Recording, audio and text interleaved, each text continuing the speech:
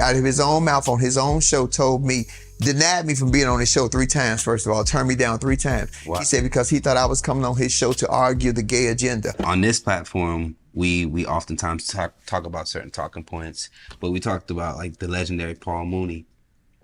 You remember the last conversation you had with Paul Mooney? Yeah. Rest in peace, Big Paul. Big Paul told me, he said, I don't care who you on stage with. They gonna all, bitch, he said, bitch, they gonna always remember the sissy in the dress. That's outside the Comedy Union. They used to be on Pico. I miss that place. Thank you, Ian, for all the love.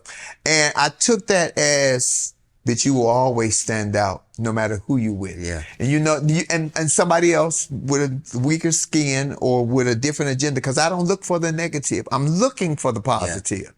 Would have took that as an insult. I took that as a great compliment. Like, bitch, they gonna always remember you. And I wear pretty dresses. Yeah, so I mean, because I guess it is how you want to look at it. Because for him to use that word, I've heard like the word sissy is not like a nice thing. It's not uplifting. But then he also did kind of give you a compliment, because I know that entertainers, especially coming up, you want to be remembered a part of the lineup. And so it did seem like it was like a backhanded compliment. Well, we're comedians. Gotcha. How often do we destroy people from the stage? And we the weakest ones that can't take a joke or can't.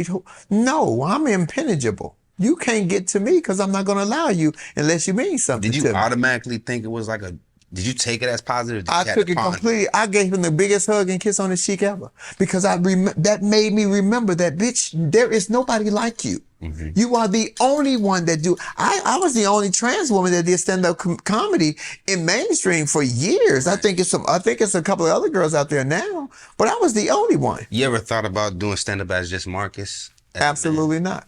Ain't nobody paying for that. They don't want to see that shit. Why not? Maybe they get that on the internet every day on Coffee Time on my Instagram page or my YouTube page. Maybe that would be a fun moment of just like...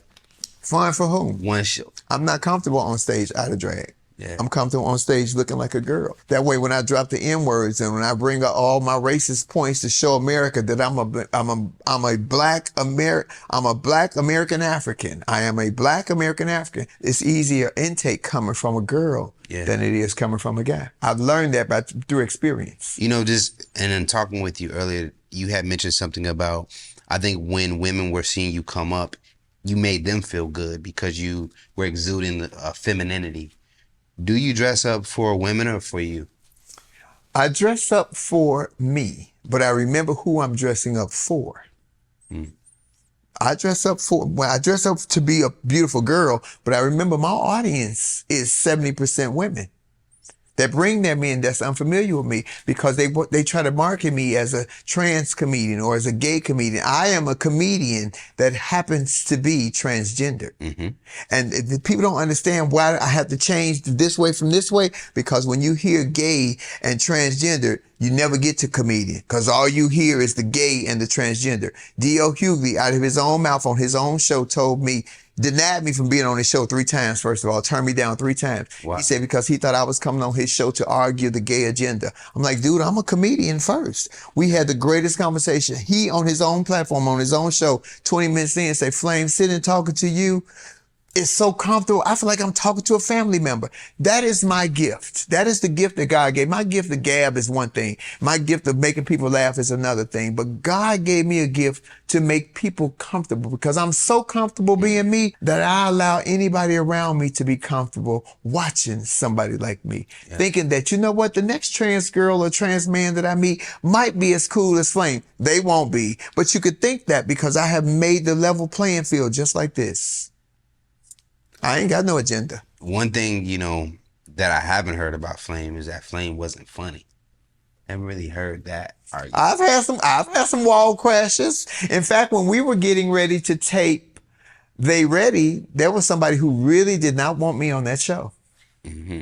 And they wanted me to do my material in a different way, to start off with my kids and then go into politics. And everybody who knows me knows I'm an American. I talk about politics all the time, because this country is still the most baffling country in the world to me. This is the country where you want to ban books that teach us our history, but keep telling assault rifles that make us history. This country that we live in. But you worry about me having the titties and a dick. No, absolutely not. Get your priorities together.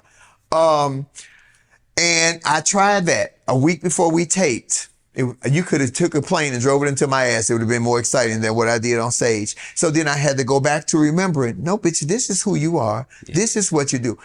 No one would have, and I've been talking about telling some of the jokes that I told on there for years because I was never on a national platform. Coming into a comedy show and y'all see me on stage like this in my heels and I talk about being somebody's daddy, y'all gonna like, that shit ain't real. But when we showed that it was real, when they pulled that picture up and I was able to do my politics first, because I gotta get you comfortable with me. I gotta get you used to me. So I got to talk about what we have in common. Politics, we all have in common. We all Americans. We live here. And then get to my kids. Lo and behold, my episode was the one that got the Emmy nod. And, you know, it just sometimes, it wasn't that I was trying to prove anybody right or wrong. I just needed to do it my way. And whether it would have crashed and burned or would have did what it did, I would have been comfortable with it. And I was comfortable with it because I did it my way. But so, yeah, unfunny, yeah, no. If you came to laugh, I'm going to make you laugh more. If you came in a sour mood, I'm going to make you feel good. But if you came shitty, I don't do shitty. That's on you. I can't wipe your ass.